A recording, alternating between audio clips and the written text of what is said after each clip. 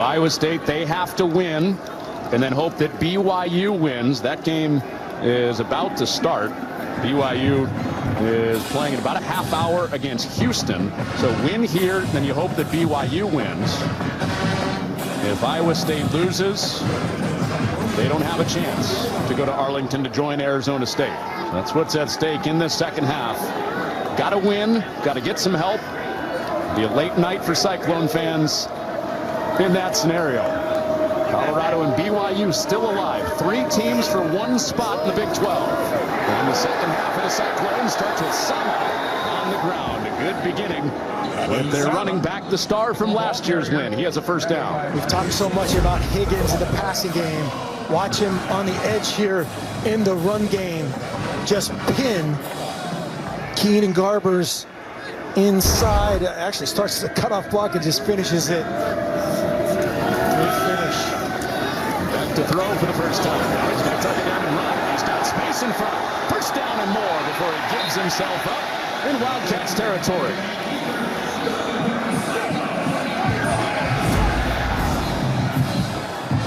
Great recognition. Becht sees the C's part, and he replaces it and safely slides across the T. He'll just get the edge between the S and the T in state because he started his slide right there.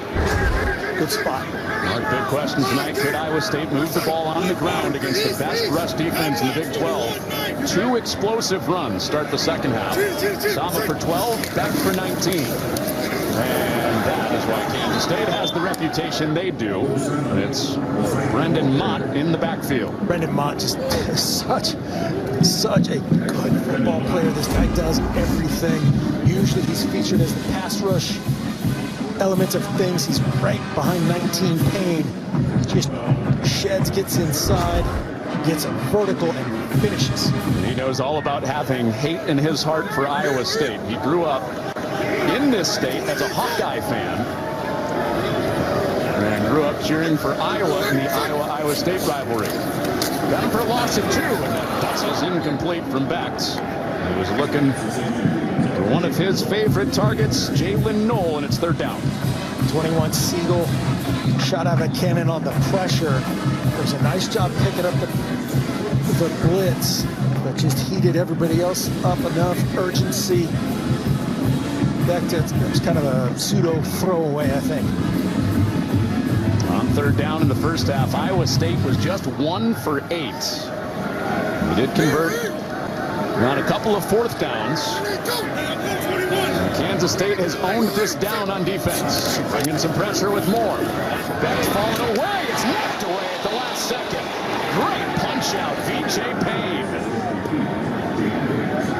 The peanut punch brings up 4th down. They end up bringing 6.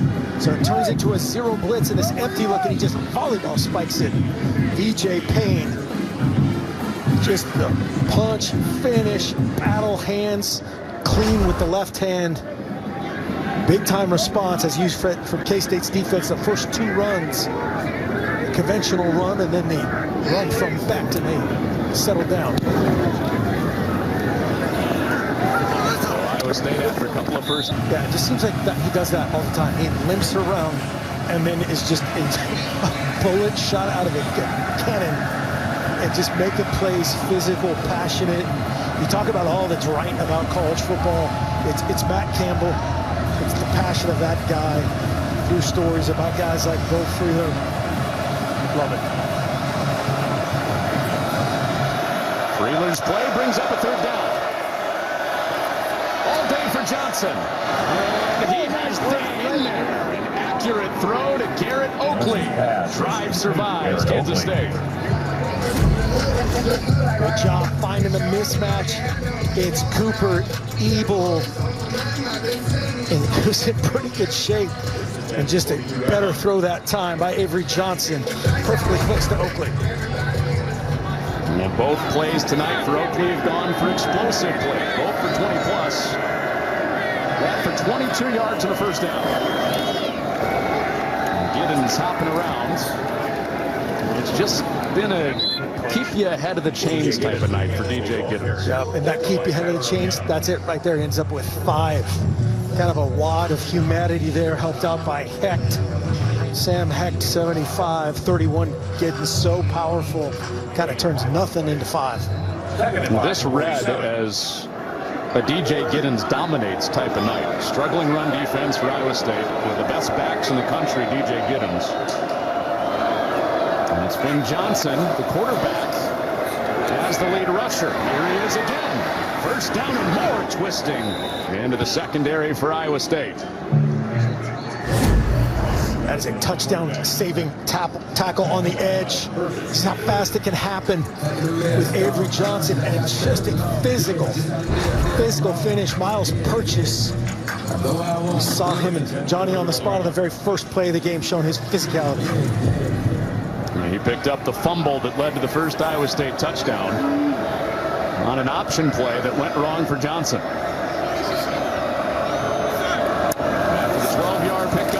It's back to Giddens. He has a hole and a burst. DJ Giddens, biggest play of the night as he rams his way inside the 5. Right off his center, Sam Hecht paving the way. Sam Hecht, you said it. Watch him. He's going to be the puller, the snap, the pull, the kick out. And look at that lane he creates for Giddens to get vertical. He's always one of those guys. He's kind of like an odd strider. Doesn't look like he's very fast, and he covers a ton of ground. That is his favorite area to run. Giddens over 8 yards per carry behind his center Hecht this year. It's a big matchup on the noses to win tonight for Kansas State. On first and goal, they've got Johnson bottled up. He's sealed off the edge with Onyedem. Second down. By Tyler Onyedem.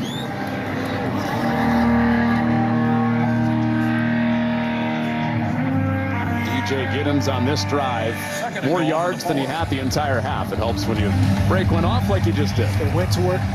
They've run a couple schemes that they didn't run in the first half, so great adjustments from Connor Riley, Matt Wells, and company.